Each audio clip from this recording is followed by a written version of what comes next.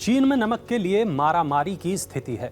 Social media पर भी ऐसे कई वीडियो सामने आ रहे हैं जिनमें लोग भारी मात्रा में नमक खरीदते हुए दिख रहे हैं। बताया जा रहा है कि नमक की कीमतों में 300% तक की बढ़ोतरी हो चुकी है। हालात ऐसे बने कि चाइना सॉल्ट एसोसिएशन को सामने आना पड़ा, लोगों से शांत रहने की अपील करनी पड़ी।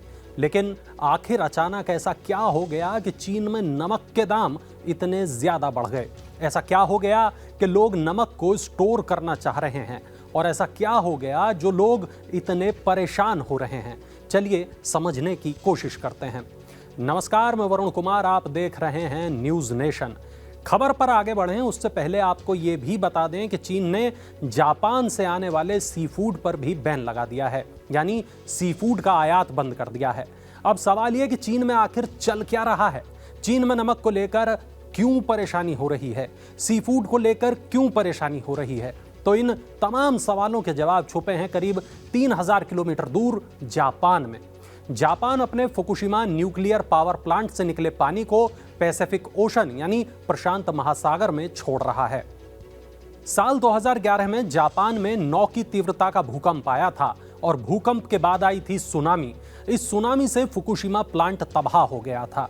इस प्लांट की तबाही के बाद प्लांट के मलबे को हटाने का एक अभियान शुरू किया गया था। लेकिन जितना मुश्किल होता है किसी परमाणु प्लांट को बनाना, उतना ही मुश्किल होता है उसके मलबे को हटाना। इस काम में कई साल लग जाते हैं। मीडिया रिपोर्ट बताती हैं कि फुकुशिमा प्लांट के मलबे को हटाने में 30 साल से भी ज्यादा का वक्त लग सकता है। अब फुकुशिमा प्लांट में जमा पानी को समंदर में छोड़ा जा रहा है और पूरा विवाद यहीं से शुरू होता है। ये पूरा विवाद भी आपको बताएंगे, लेकिन उससे पहले ये समझिए कि आखिर ये पानी आया कहां से है। दरअसल परमाणु बिजली घर में रिएक्टर के कोर को ठंडा करने के लिए ताज़ा पानी की ज़रूरत होती है। इसलिए परमाणु बिजली घरों में हमेशा पानी वाली जगह पर इनको बनाया जाता है। फुकुशिमा प्लांट को भी इसलिए प्रशांत महासागर के पास बनाया गया था। रिपोर्ट के मुताबिक यहाँ करीब 170 टन पानी की ज़रूरत रोज़ाना होती थी, लेकिन कोर को ठंडा करने के दौरान ये पानी रेडियो एक्टिव हो जाता था। इसलिए इस पानी को प्लांट के स्टोरेज टैंक में जमा कर दिया जाता था। अब फुकुशिमा प्लांट में 1046 स्टोरेज टैंक हैं और इसमें 1343 मिलियन क्यूबिक टन पानी स्टोर किया जा सकता है। प्लांट बंद है, इसमें करीब 13 लाख टन पानी स्टोर है और ये पानी इतना है कि ओलंपिक के करीब 500, जी हाँ 500 स्विमिंग पूल्स को इससे भरा जा सकता है। अब जापान ने इस रेडियो एक्टिव पानी को प्रशांत महासागर में बहाने का फैसला किया है।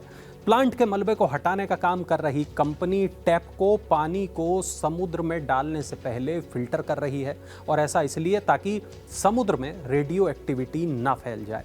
इस पानी को कितना भी फिल्टर कर लिया जाए, लेकिन ट्राइटियम को इससे अलग करना संभव नहीं है।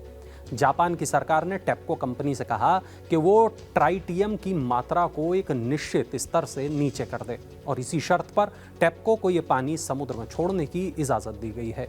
अब ये ट्राइटियम इतना खतरनाक है कि इससे इंसानों को कैंसर जैसी बीमारी भी हो सकती है। साथ ही समुद्री जीव जंतुओं को भी इससे बड़ा खतरा हो सकता है।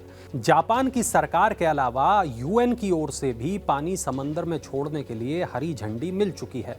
अब इस बात का विरोध कई पर्यावरणविद कर रहे हैं।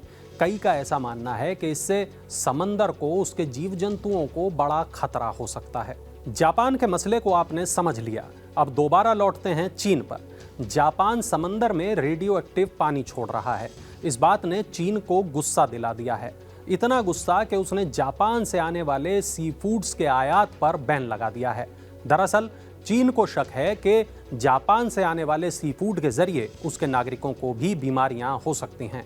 इसी शक के चलते चीन ने जापानी सी फूड पर बैन का फैसला किया है।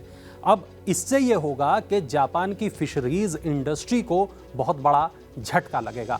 ब्लूमबर्ग की एक रिपोर्ट बताती है कि पिछले साल जापान से चीन को 72 अरब येन के सी फूड की सप्लाई की गई थी। ये रकम करीब $496 मिलियन होती है। अब आखिरी बात, चीन में जो नमक इस्तेमाल होता है उसमें से करीब 10% नमक ही समंदर के पानी से बनाया जाता है। इसके बाद भी चीन के कुछ बाजारों में हड़कंप की स्थिति बन गई। लोग बेतहाशा नमक खरीदने लगे।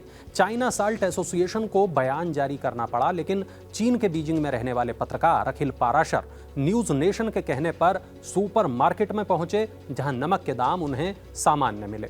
चीन में एक रूमर्स फैलने लगा है कि शायद जो नमक है उसका स्टॉक खत्म हो जाएगा, तो इसलिए कुछ लोग जो है वो उस रूमर्स में आकर उस अफवाहों में बहकर पैनिक बाइंग कर रहे हैं नमक की, जबकि सरकार ने साफ बोल दिया है साफ शब्दों में कि ऐसी कोई कमी नहीं होने वाली।